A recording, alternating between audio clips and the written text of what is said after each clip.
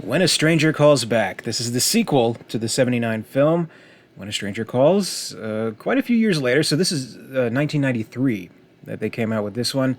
This is actually, at least it was originally a Showtime original TV movie.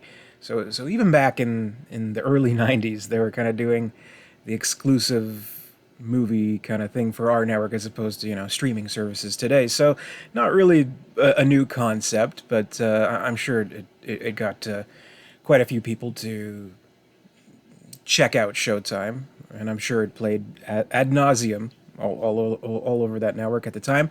But don't let the TV movie thing fool you, because it's actually a pretty good sequel. I have to admit. Now this, I mean, it definitely didn't come hot on the trail of the first film in 1979. We're talking close to 15 years later, but maybe that worked to its benefit, leaving a little bit of time and letting a new story emerge by bringing in the old characters into this new plot, which again is not a new thing. This is kind of almost like a requel kind of deal, where we have a new babysitter played by Jill Schoelen, who has this opening scene, much like the original film, of course, where she's at the house for the parents and they leave the children alone in the bedroom. They're sleeping.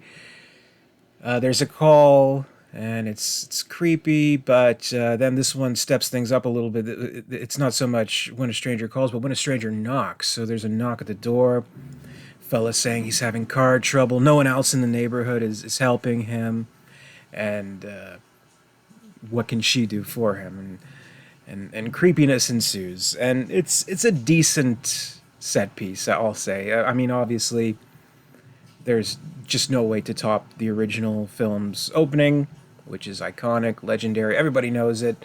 This one maybe not so much, but it's effective enough, and I think it sets the tone quite nicely and gives us this individual character in a way that we're not anxious to see the returning characters, but we are looking forward to them. And of course, they come back. We have Carol Kane back from the original, and Charles Durning back from the original, and kind of what brings us all together. Again, we have another time jump after the initial incident where it's this girl Julia. She's living in university off residence, her own apartment, but that night still shocks her.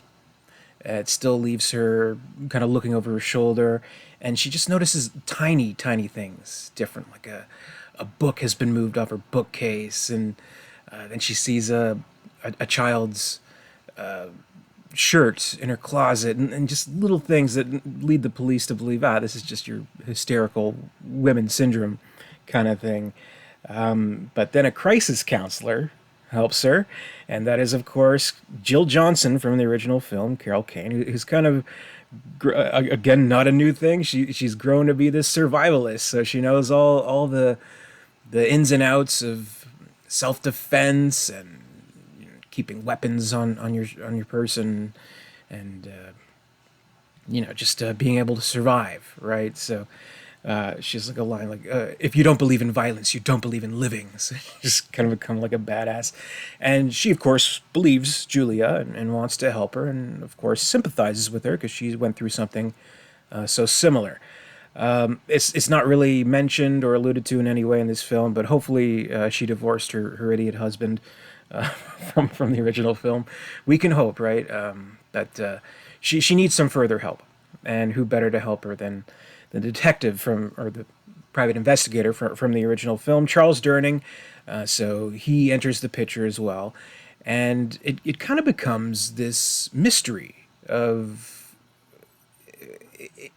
I mean, it plays a little bit of, is Julia kind of insane, hysterical, but we know better, right? We know there's a maniac stalking her. So it's more about, how do we find this guy?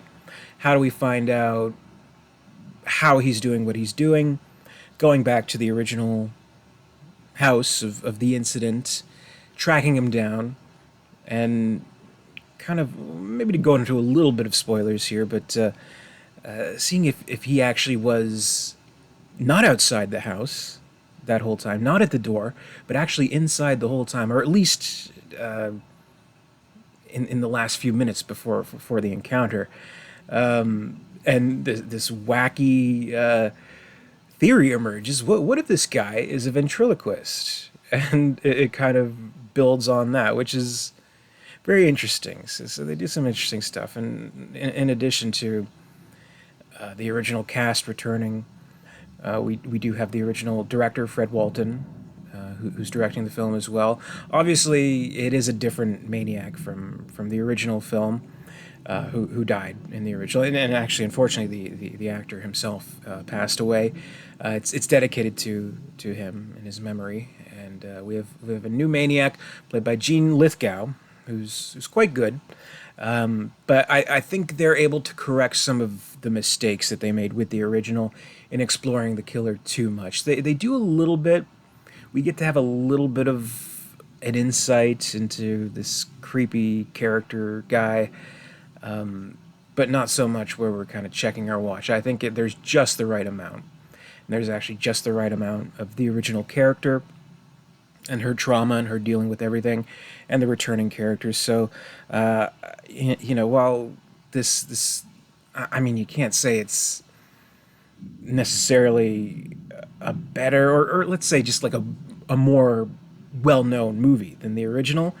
It's more interesting. It's more entertaining. There's more going on plot-wise that had me engaged. A lot more than the original film, I have to admit. So it actually works quite nicely as a sequel all these years later. So they're able to do kind of a lot of good stuff with, a years later sequel, with the whole requel kind of idea, with the whole, TV movie kind of aspect, and it's fairly high quality, all things considered, and of course it's Showtime, so they gotta like, let's put in a scene at a titty bar or something like that, or this kind of Skid Row club with topless waitresses and all that, because it's Showtime, right? You gotta get a little bit of sleaze, but I guess they handle that nicely too. And I think if say if the original film, if that was sort of inspired to come to be by the success of Halloween, I'd wager to bet that this one maybe a little bit there's a little bit of Silence of the Lambs inspiration, especially with the last scene that sees, not too much of a spoiler here, but it sees the Jill Johnson character kind of becoming a more heroic type of character this time around, and facing the maniac herself, which is pretty well done, and there's some interesting stuff that goes down. But yeah, I really enjoyed it, and it's a good double feature. I watched actually one right after the other, so it feels pretty consistent. Except, I mean, like, it not being a theatrical release, it being a TV movie from the '90s. Of course, you have the 4:3 aspect ratio. The quality isn't like the best or anything like that, but it's good enough, and it works well enough. And for a movie of that time, it does kind of explore interesting things about the trauma, and just a whole institution that won't believe this young woman who is reaching out for help, and no one believes her. But of course, we have a Carol Kane character who, in having this connection to her, recognizes fairly quickly their kind of kinship, and I don't know, maybe there's like subtle allusions to Julia's sexuality as well. Not that it outright says she's a certain way, but I mean she dresses a certain way, looks a certain. She has a mullet, so I guess that's how they communicated these kinds of things in the early '90s. So there's hints of that. So there's actually maybe just like a little bit more that you can take from this movie, than maybe the original 1979 film, which is just kind of this cheap thrill shocker kind of thing. So I don't know, maybe it is better. Am I crazy? Is When a Stranger Calls Back better than When a Stranger Calls? Even considering that iconic opening, which it gets a lot of goodwill for, carried that goodwill for over 40 years now. I don't know, maybe the sequel is superior, but there's no accounting for taste. But that's mine, I guess. But definitely worth checking out. Let me know what you think below in the comments. Am I crazy? Is this a better film than the original? I'm curious to know what you think. So that's my review, When a Stranger Calls Back. Thank you very much for watching. Be sure to comment, rate, subscribe, all that good stuff. Until next time, I'll see you later, and stay scared.